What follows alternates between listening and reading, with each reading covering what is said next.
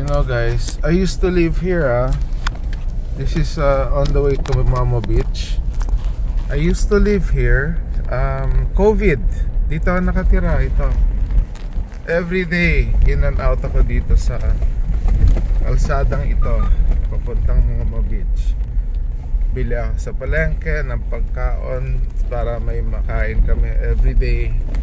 Tapos pinaprepare na lang namin dito sa beach mismo.